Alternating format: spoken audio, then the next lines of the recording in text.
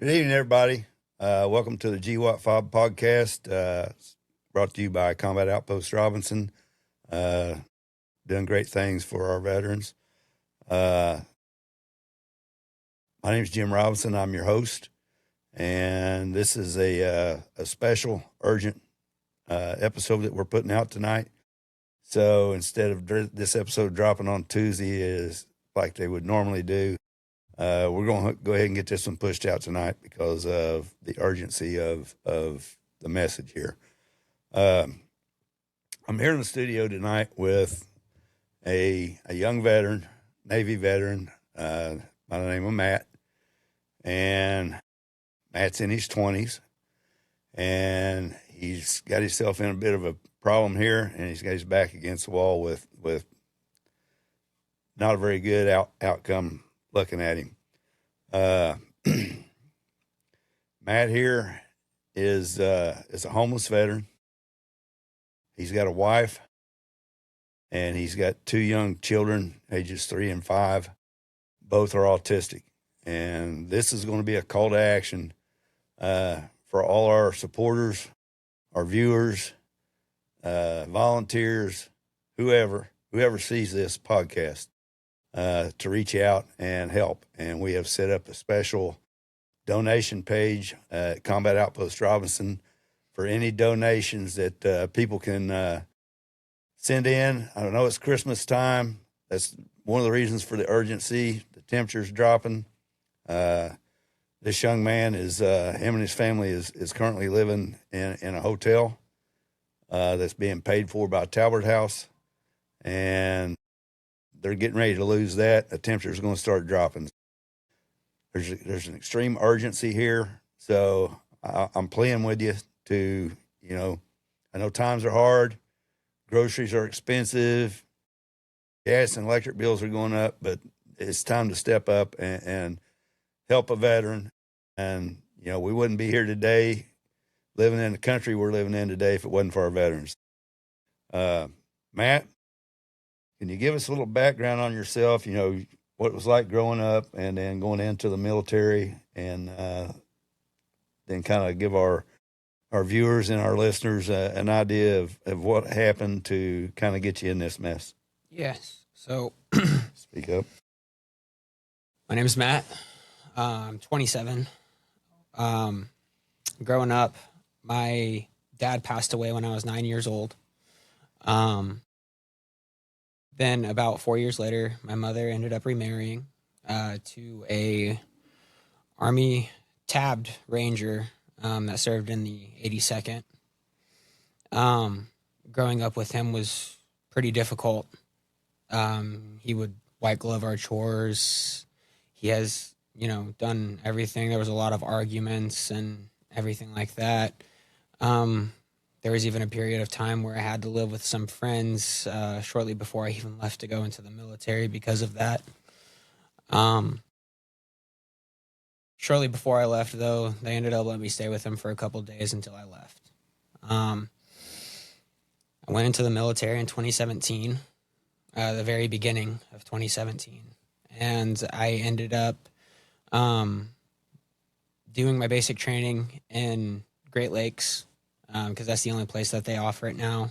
And then after I completed my basic training, I got orders to go to Pensacola at the Naval Air Station there to become a Naval Air Crewman. I stayed in Pensacola for mainly the entire time that I was in the military because I was only able to do a year before I got medically discharged due to adjustment disorder with extreme anxiety and extreme depression. After I got out, I lived with a family that I had known that I used to go to church with. So they were able to help me for a little bit until I was able to get out on my own. I met my wife in 2019. And then, after we had started dating for a little bit, we found out that she was pregnant with our first son. His name is Nehemiah. He is now 5. We lived in Piqua, Ohio at the time. It's about an hour north. After that, everything was okay. I was still able to at least make enough to take care of everything, even with wife and at that point, 1 child. And then everything going smoothly, we found out that she was pregnant with our second child while we were still living in Piqua. We then moved from Piqua to Sydney. And then I was living in Sydney for about 3 years. So at that point in time, we had already had our second child. His name's Nico. He is now 3. They have both since been diagnosed with autism. My oldest has level 1. My youngest has level 2. It's difficult because they don't know anything that's going on, nor should they. Right. At this age. Right. It's just hard to answer questions that they have about why things are the way that they are. And the reason why we're even in this situation is because we were working, and with my kids having autism, it's hard to find somebody that, one, I trust to watch. Right. And secondly, just because with them not knowing who other people are, it gets them not comfortable. Right. I absolutely understand that. And so my wife wasn't able to work. Right. Which then had put the financial stress on me. Right. Which I'm not complaining about, but when it became too much, we had lost a vehicle, which means I couldn't keep the job that I was working at. So I had to find something more local, which the only places I was able to find at that point in time that were willing to hire were restaurants. And so I had worked at restaurants for a little bit. Wasn't enough to pay my rent. It wasn't enough to pay for a vehicle. It wasn't enough to pay my water and electricity at that point in time. And so, for lack of a better term, we had to leave. Right. Because I couldn't keep paying anything anymore. Right. And at some point before you left, they shut your water off. Yes. And you lived without water for a period of time and went to a near relative's house to bathe and do laundry. Yes. My grandmother, she lived probably a 10-minute walk from where I was living at that point in time. Okay. And, she was helping us, with our water situation and everything, anytime that we needed to bathe and all that. I tried to look for my parents to help when they were there one day, and I told them that my water had been shut off. And my dad looked at me in my eyes, who was also a veteran, and said that he would help me, but it would be enabling the situation, so he wasn't going to. That's terrible. And so, after that, I had talked to my wife, and I said, listen, we're going to have to leave. Right. Said we can't go to my parents, only because if they weren't able to help with a water bill, they're not going to let us stay. Right. I wasn't able to go to my grandmother's because she already had 3 other housing obligations. And then my wife's family was gracious enough to take us in for a little bit. Right. Who also had some housing obligations. Right. And so it was then that I had reached out to the VA, which I didn't even know they offered things until after doing some research. Right. And they had got me into contact with Talbot House, who had paid for 60 days for a hotel. Right. Which the 60 days ends on January 9th. Right. And I don't have a vehicle. I have a job that doesn't pay much. Right.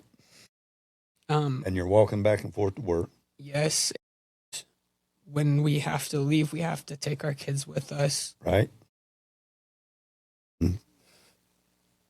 The city buses, they stop running at 6:30, correct? Yes, they stop running at 6:30, and on the weekends, I believe they stop at 4:30.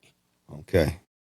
So you're kind of limited there. So on, when you can get out, and if you miss the bus, you're in a real bad spot because now you're walking from wherever it is that you're stranded. Well, it actually happened within my first week here because I didn't know that the city buses stopped at 6:30, and we were at Walmart. We were getting on the last bus. Right. And they said that when their bus got to the MTS station, that's when everything was done. So they weren't going to loop back around. So we wouldn't have been able to take the bus.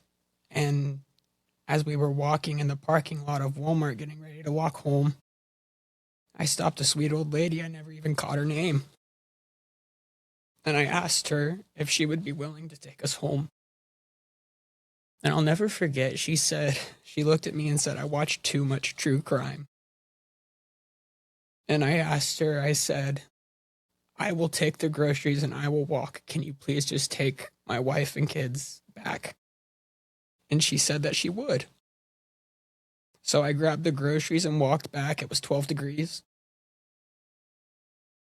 I'm gracious that they didn't have to stay out there in that. Absolutely. And I will always be willing to do what I have to do for my family. Absolutely. It's just a stressful situation, right, to say the least. But needless to say, anything that we needed, we had always done earlier in the day after that, so we could make sure that we had a way back to our bus stop, which is still a 15-minute walk from where we live. Right. So my plea is to everybody that's watching out there, please share this episode, share it with everybody you know, put it on your social media pages. I'm going to try and get the link in the show notes for the donation page. This family needs our help. He's served our country.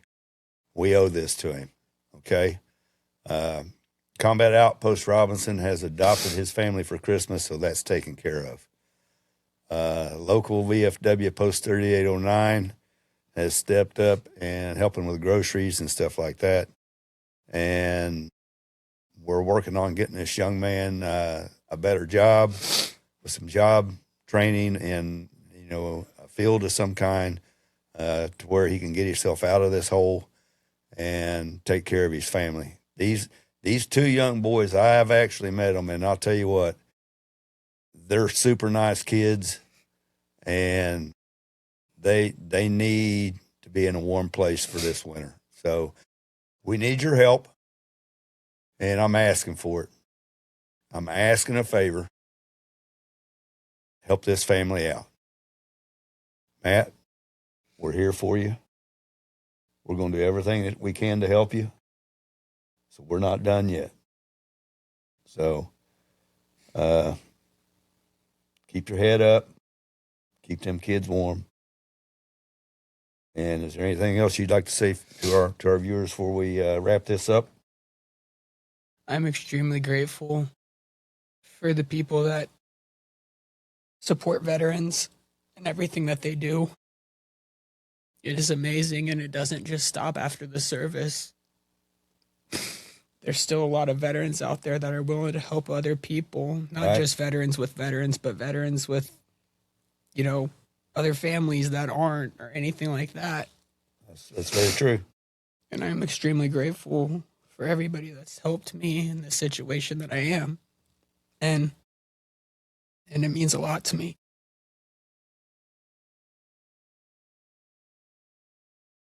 All right, we'll go ahead and wrap this up. Please share this video with everybody you know. Put it up on your social media pages. Share it. Let's get the word out. Let's help this family out, and let's keep them kids warm this winter. Okay? Please, will you please do that for us? All right, we'll see you at the next episode. Thank you.